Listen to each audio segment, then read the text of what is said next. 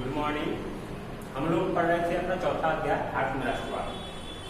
उसमें हम लोग ये देख रहे थे कि भारत में राष्ट्रवाद की भावना कैसे जगी, भारत में राष्ट्रवाद की भावना के प्रसार में किन किन महत्वपूर्ण कार्यों ने योगदान दिया और किन किन कारणों से वो इस तरह का राष्ट्रवाद की भावना पूरे भारत में फैल गई। इसमें अब अंग्रेजों के बर्बरतापूर्ण जालियांवाला बाग हत्याकांड, रॉलेट एक्ट के विरोध में आंदोलन तेज होने लगे। पूरे भारत में जो आंदोलन था वो तेजी से उसका प्रसार हो रहा था। लोग अधिक से अधिक उसमें जुट रहे थे। आंदोलनों में अधिक से अधिक राष्ट्रवाद की भावना का प्रसार हो रहा था। राष्ट्रवाद की भावना, नई चेतना अधिक से अधिक लोगों के मन में जागृत हो रही थी और लोग अधिक से अधिक हजारों लाखों की संख्या में हमारे राष्ट्रवादी नेताओं के नेतृत्व में आंदोलन करने के लिए प्रेरित हो गए थे और एक आंदोलन एक बड़ा रूप ले लिया था। इसी में आया एक खिलाफत आंदोलन। जालियांवाला बाग हत्याकांड के बाद एक खिलाफत आंदोलन आया। खिलाफत आंदोलन, हालांकि प्रथम खिलाफत आंदोलन में प्रथम विश्व युद्ध जब हुआ था तो प्रथम विश्व युद्ध में ब्रिटेन से तुर्की जो था उस राज्य को हार का सामना करना पड़ता। यानी प्रथम विश्व युद्ध में तुर्की ब्रिटेन से हार गया था, इंग्लैंड से हार गया था।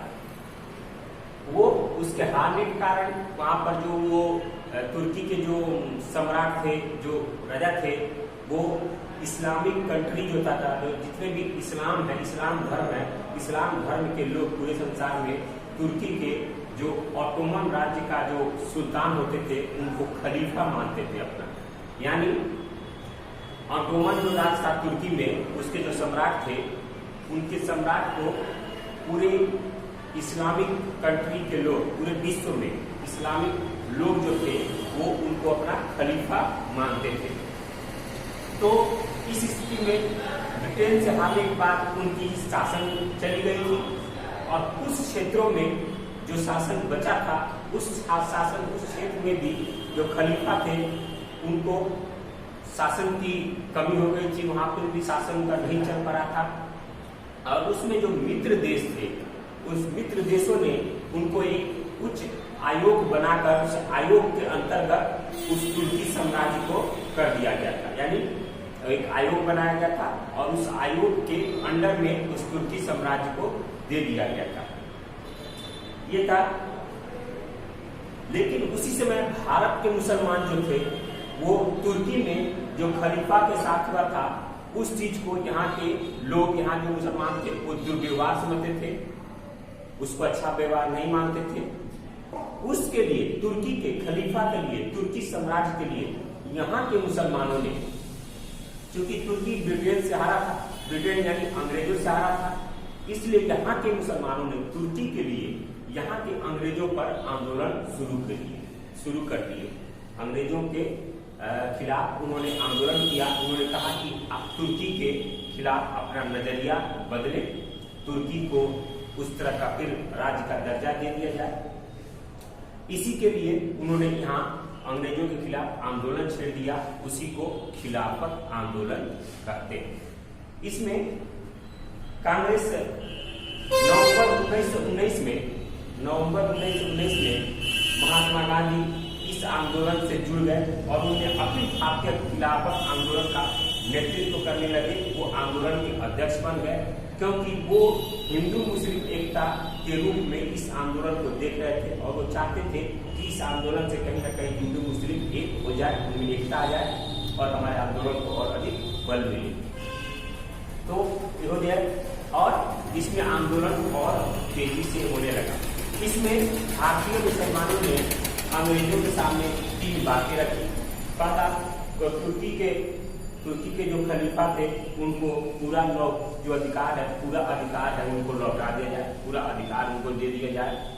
दूसरा था अरब प्रदेश जो भी है, अरब राज्य जो भी है, अरब कंट्री के, वो सारे राज्य खलीफा के अंतर्गत दे दिए जाए, खलीफा के अधीन कर दिया जाए। और तीसरा था खलीफा के जो मुसलमानों के जो पवित्र स्थल है जैसे मक्का, मदीना या और भी, ये इनका सबों का खलीफा को इन सभी स्थलों का संरक्षक बनाया जाए, यानी वही देख रेख इसका करे। ये 3 मांगों के साथ मुसलमान यहाँ के जो थे वो अंग्रेजों के खिलाफ आंदोलन शुरू किए थे और इसी को हम लोग खिलाफत आंदोलन कहते हैं। इसी बीच भारतीय राष्ट्रीय कांग्रेस के में एक कलकत्ता में अधिवेशन हुआ सितंबर 1920 में। कलकत्ता में एक अधिवेशन हुआ सितंबर 1920 में। उसमें गांधी जी ने अन्यायपूर्ण कार्यों से प्रेरित होकर अन्यायपूर्ण कार्यों के विरोध में वहां पर 2 प्रस्ताव उन्होंने पारित किए और 2 प्रस्तावों को रखकर उन्होंने असहयोग आंदोलन चलाने का निर्णय लिया। कलकत्ता अधिवेशन में 1920 में उन्होंने 2 प्रस्ताव दिए, 2 सुझाव दिए और उसी के आधार पर वो असहयोग आंदोलन चलाने का उन्होंने निर्णय लिया। पहला था खिलाफत मुद्दे पर सरकार की सोच या क्या उसका निर्णय हुआ, खिलाफत आंदोलन जो हुआ था उस पर सरकार क्या निर्णय ले रही है। और दूसरा प्रस्ताव था कि जो पंजाब में जालियांवाला बाग हत्याकांड बर्बरतापूर्वक हत्या हुई है उसके बारे में वो क्या कर रहे हैं, उसके बारे में जो उच्च अधिकारी थे जिनके द्वारा ये घटना हुई है उसके खिलाफ उन्होंने क्या कार्रवाई की है। ये 2 प्रस्ताव के आधार पर उन्होंने असहयोग आंदोलन चलाने का निर्णय लिया। दिसंबर 1920 ईस्वी में फिर नागपुर में अधिवेशन हुआ और इस नागपुर अधिवेशन में जो कलकत्ता अधिवेशन था इसके प्रस्ताव को स्वीकृति दी गई, इसके प्रस्ताव को दृष्टिगत की गई, दृष्टिगोचर की गई और इसी प्रस्ताव में स्वशासन की जगह उन्होंने स्वराज की मांग रखी। यानी नागपुर के अधिवेशन में ही कलकत्ता के अधिवेशन को बात को देखा गया, रखा गया और इस अधिवेशन में उन्होंने स्वशासन की जो मांग रखी थी अंग्रेज के उसके जगह पर स्वराज की मांग उन्होंने रखी। और इसके द्वारा इस अधिवेशन के द्वारा जो रचनात्मक उनके आंदोलन थे उन रचनात्मक कार्यों में एक नई प्रकार की बल मिली और उससे असहयोग आंदोलन चलाने में उनको काफी आसानी हुई और असहयोग आंदोलन उन्होंने शुरू किया। अब था असहयोग आंदोलन। असहयोग आंदोलन क्या था? असहयोग आंदोलन 1920 से 1922 तक चला था। असहयोग आंदोलन गांधी जी के नेतृत्व में चलाया गया पहला जन आंदोलन था। यानी गांधी जी के पूर्ण रूप से नेतृत्व में चलाने वाला पहला यह जन आंदोलन था, असहयोग आंदोलन। इस जन आंदोलन के, इस असहयोग आंदोलन के या जन आंदोलन के 3 प्रमुख कारण थे।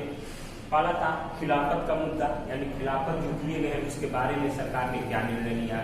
दूसरा था पंजाब में सरकार की जो बर्बरतापूर्वक कार्रवाई की है, जालियांवाला बाग हत्याकांड या मार्शल लॉ लगाकर उसके खिलाफ वो लोग क्या कर रहे हैं, उसके विरुद्ध हमें न्याय मिलना चाहिए हमको, ये थे। और तीसरा था स्वराज की प्राप्ति करना, यानी स्वराज जो मांगा है हमारा राज है उसके बारे में न्याय प्राप्त करना।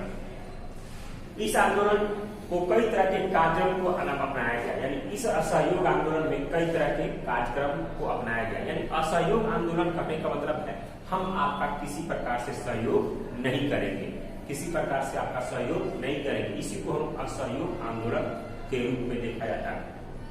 इसमें कई सारे नैतिक कार्यों को नकारा गया, यानी बहुत सारी पदों का त्याग किया गया, बहुत सारी जो उपाधियां दी गई उसका त्याग किया गया, बहुत सारे सरकारी समारोहों को त्याग किया गया, सरकारी स्कूल और कॉलेजों का बहिष्कार किया गया, विधान परिषद में चुनावों का बहिष्कार किया गया, विदेशी जो वस्तुएं थे उनका बहिष्कार किया गया। उसके बाद दूसरा था रचनात्मक कार्यों में, जैसे न्यायालय के स्थान पर पंचों का फैसला मानना, शर्त रखी गई है असहयोग आंदोलन की न्यायालय की जगह पंचों का शर्त माना जाए। राष्ट्रीय विश्वविद्यालयों की स्थापना करना ताकि स्कूल कॉलेज अगर बंद होते हैं तो पढ़ाई लड़कों की जारी कर सके। उसके बाद स्वदेशी को अपनाना, यानी स्वदेश में बनी वस्तुओं को अपनाना, चरखा खादी को लोकप्रिय बनाना और जो स्वराज कोष है, भारत का जो स्वराज कोष है उसमें 1 करोड़ रुपए अर्जित करना, 1 करोड़ रुपया उसमें जमा करना ताकि 20 लाख चरखों का संपूर्ण भारत में वितरण किया जा सके। यानी 20 लाख चरखा का संपूर्ण भारत में वितरण किया जाए और सभी लोग चरखा चलाकर कपड़ों का इस्तेमाल कर पाए। ये आप लोगों को खिलाफत आंदोलन, असहयोग आंदोलन में इन सारी बातों को रखा गया। यानी असहयोग आंदोलन इस तरह के कार्यक्रम के द्वारा तय किया गया कि ये काम करना है, हर तरह का बहिष्कार करना है और उसी से हम असहयोग आंदोलन चलाएंगे, यानी हम किसी भी काम में आपका सहयोग नहीं करेंगे। और इसी तरह असहयोग आंदोलन धीरे धीरे सफल होने लगा था। तो आज के वीडियो में हम लोग देखा खिलाफत आंदोलन और असहयोग आंदोलन। अगली वीडियो में हम लोग देखेंगे आंदोलन का आरंभ कैसे हुआ और वो कैसे होगा, या और भी आगे कई सारे आंदोलन हैं उसके बारे में हम लोग जानेंगे। आज के वीडियो में इतना ही। आशा है आपको लोगों को ये वीडियो अच्छी लगी होगी। आइए इसमें से कोई क्वेश्चन है किताब में तो आप लोग वीडियो देख कर उस क्वेश्चन को आप लोग लिख सकते हैं किताब में, ताकि क्वेश्चन बताने समय, प्रश्न बताने के समय आप लोगों को सहूलियत होगी। तो अगले वीडियो में मिलेंगे अगले टॉपिक के साथ। धन्यवाद।